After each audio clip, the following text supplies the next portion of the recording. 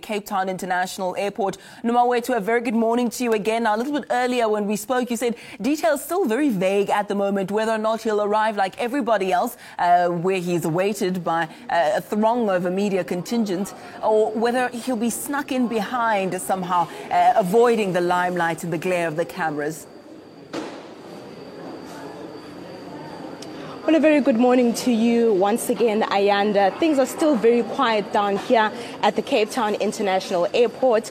Earlier, I said we arrived here at about 6 o'clock this morning, and already there was a small media contingent, mostly locals, that had started gathering at this terminal. I'm not really sure what it is that the media is going to get down here at the Cape Town International Airport. What we do suspect is that newsrooms have actually split their teams to the various points where Shrine Diwani will be going to.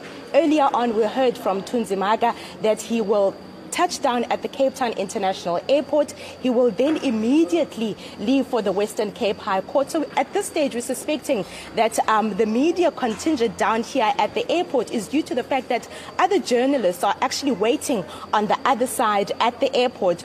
Earlier on, I also said that we're not sure what we're going to get down here because we are the media, and obviously we are restricted to certain areas in and around the airport. We're not expecting him to come through these sliding doors behind us because Tunzimaga spoke about the security around him, and obviously his mental state is not stable at this point. We understand that he's traveling with a psychologist and a nurse, and he will also be transferred to the Falkenberg Psychiatric Hospital once he is finished inside of the Western Cape High Court.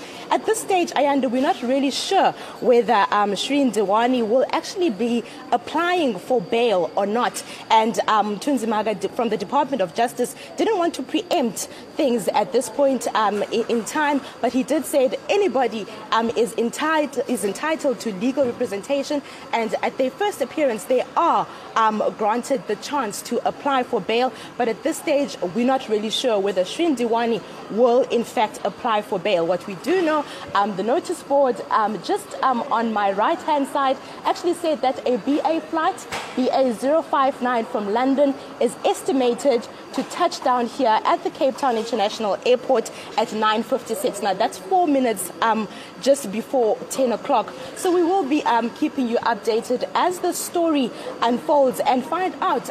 Also, we spoke to Mtunzi about the fact that, you remember that there are 3 other people that are already serving lengthy sentences when it comes to this case. You'll remember Zola Tongo, Mzewa Madoda Kwabe, and Xolile Mngeni are already sentenced when it comes to the murder of Annie Diwani. But you'll remember that Zola Tongo as well as Mzewa Madoda Kwabe actually said that, in fact, the murder, the mastermind behind this entire murder was, in fact, Shrine Diwani.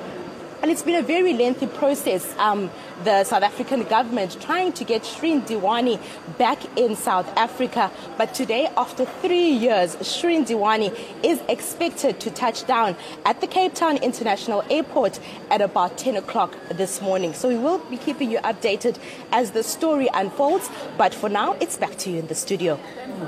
Thank you so much, Nomawethu, for that very detailed update. Of course, yes, 3 years, very long time. In fact, over 3 years, been a lot of toing and froing as to whether or not he will be extradited to South Africa.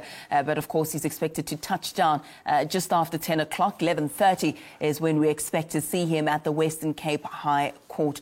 So yes, a long time coming. I'm sure the Justice Department also eagerly awaiting things to proceed. Tunzimaga saying that they don't expect any further delays as they've been, well, as you understand, enough already. Well, let's move on for